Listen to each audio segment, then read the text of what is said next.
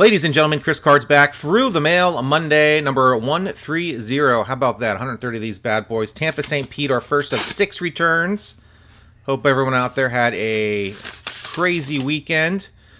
And we've got Lou Pinella. All right, Lou Pinella returned these cards. All of my set cards knocked out in one fell swoop. 1987 tops, 84 tops, 74 tops traded, and the base set. Very nice return from Lou Pinella. $5 per card. Quite the bargain for a man of his caliber. 69 Rookie of the Year. Not a whole lot of competition there in 1969 as far as Rookie of the Year is concerned, at least in the American League. 20-year career as a player and probably a 20-year career at least as a manager. 2001, 116 wins with the Mariners, the most in Major League history. Mariner fans don't like to hear about that, though, because that was did not make it out of the first round of the playoffs there. Yankees took him out. 63 ejections in his managerial career. I got to see one of them. That was one of the highlights of my live baseball viewing experience, is seeing Mr. Pinella out there slam down his hat and get tossed out of a Mariner game. There you see his information, $5 per card. Like I said, couldn't find my send-off here for this one. Here's an old send-off I had of his rookie card there, signed by the late, great Richie Scheinblum. And, of course, the Greats of the Game Fleer card, which I get signed pretty often. Love those cards signed. All right, guys, let's move on to return number 2. New Orleans, Louisiana. That is what it says right here on this envelope. Also not Ron Guidry.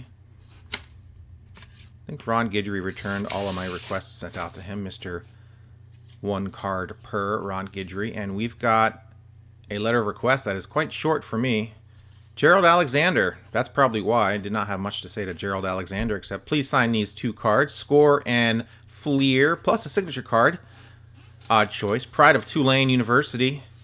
21st round draft pick of the Texas Rangers. Pitched 36 games for them between 1990 and 1992. Signed my cards quite nicely there in blue Sharpie. Went from a player that played in over 1,700 games from Lou Pinella to a player that pitched in just 36.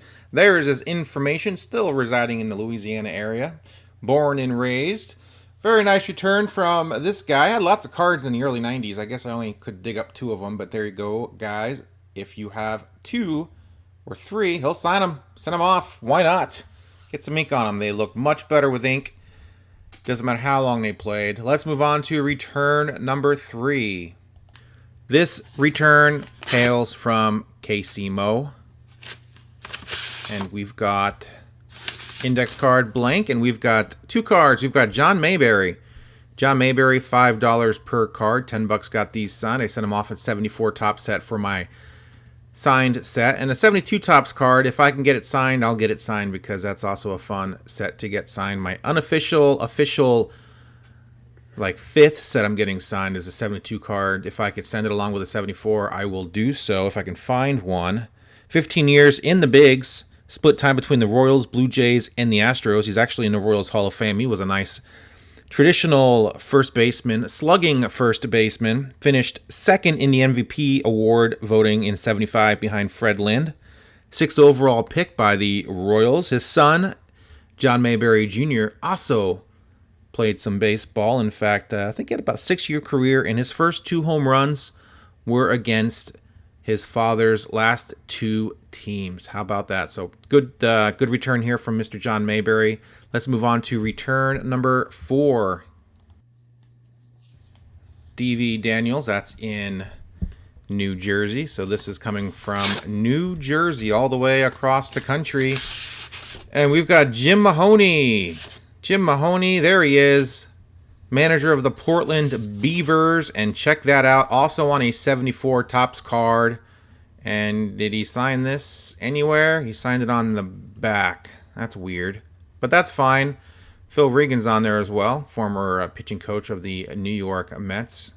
Got him a few times. He's a tough signer.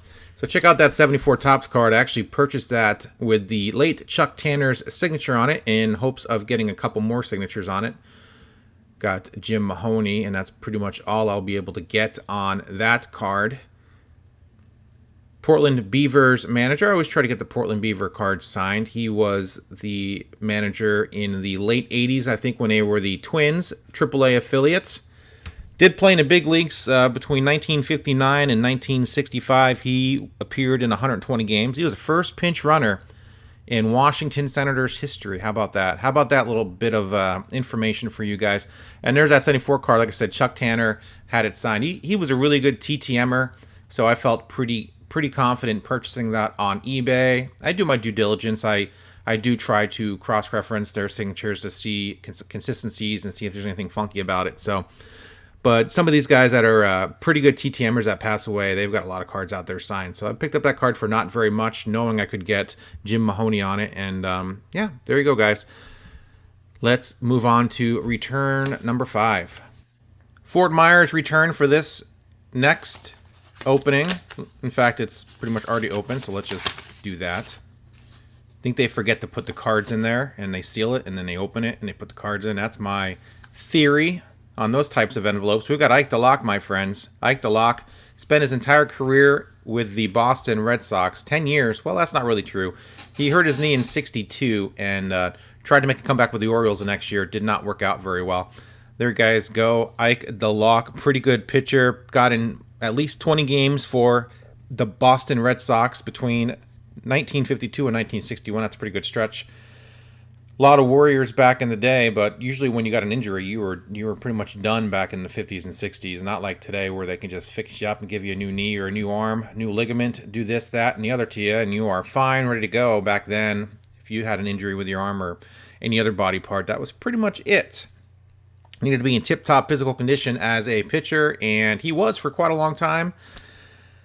Great return from him. Cards look fantastic. Couple vintage back-to-back. No Jim Mahoney vintage cards. I looked pretty hard, and I could not find any, so don't think they made any of him. He just didn't get enough PT, and it is what it is. There we go. Ike The Lock. Great return from this old-timer.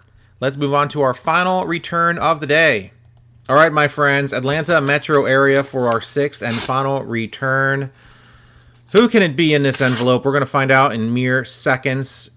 Index card not signed. Signature card not signed on the back. We've got Taylor Phillips. Taylor Phillips, little 6-year career. Played 147 games between the years 56 and 63 with 4 different teams. Signed there very nicely in blue. Look at that signature card. That's why I like setting them along. That just pops right off that card. Looks really nice. The 58 and 59 Topps cards look good as well. The 58 Topps card looks kind of moldy, but what are you going to do? That's an old card. Probably stored in a damp area for, hell, who knows, 20, 30 years. I don't know. I don't know how these cards get out into the open, out into the wild, but they do. Passed on from older collectors, I assume. There we go, guys. Taylor Phillips, World Series champion, 1957 with the Milwaukee Braves. And I wonder what those World Series rings look like. That's what they look like. Not as blingy as they are now. There's 4. Are there 4 diamonds in it? That'd be cool if there's 4 diamonds in it, but I don't even... They look like diamonds. I wonder what that would cost. Probably a lot less than this World Series ring I had on my hand 10 years ago-ish, in the early 2010s. A Giants World Series ring. I got the handle. And, I wonder if I put my mind to it if I could purchase a World Series ring. They're not exactly in short supply, of course. Probably not many people selling them, family heirlooms, all that stuff being passed down. I don't know how that works. I'm sure World Series rings are being bought and sold every year, so I'm not in that world. I wonder what it would cost me. Obviously not a newer one because the diamonds themselves and probably the gold would probably price me out of those, but the older ones, like 1957 Milwaukee Brave World Series ring, I wonder what that would run me from somebody. Probably too much, but all right, well, it doesn't matter. I got to get this video up. It's already late. And here are the returns for the day, for those that skipped the last 9 minutes of the video. Taylor Phillips, 58-59 Topps card. Looks great. John Mayberry looks good on that 72 and 74 Topps card. Sweet Lou Pinella looks awesome on all those cards. Jim Mahoney. No relation to Carrie Mahoney, character in one of the greatest movies of all time. Police Academy 4, Citizens on Patrol. And we've got Ike The Lock there. He is looking dapper in his Boston Red Sox uniform. Thank you all for watching this week's Through the Mail Monday, number 130. Let's put this one in the books. Hope everyone had a great weekend. Hope everyone has a great week. Nationals coming up. Probably not going. Just, it is what it is. Missing another National. That's fine. One of these years I will get to go and I will be in my glory and I will see all sorts of cool stuff, hopefully, and buy stuff and show you guys, but not this year, unfortunately. unless something crazy happens over the next few weeks, but I'm doubtful of that happening. So there you guys go. Hope you enjoyed this week's Through the Mail Monday. Thanks for joining me. Hit that subscribe button. I do this every single week. Would love to have you along for the ride. And of course, like the video if you liked it, and comment down below. Let me know what you thought of this week's returns, or where I can get a lead on a sweet, super cheap World Series ring. I'm going to go look up prices right now and see if I could have afforded any of the recently sold ones, and see what years are selling and who's selling them. That's always interesting, right? Like, why is that guy selling them? He needs money. Well, you know, it's a ring. You know, not gonna put food on your table, I guess, unless you sell it in exchange for money. Unless you barter for, like, I don't know, herd of cattle or something. I guess you could do that, but I digress. Gonna get this video uploaded soon. It's already 11:30 on a Monday, so yeah, let's sign off, and hope everyone out there has a good one. See ya.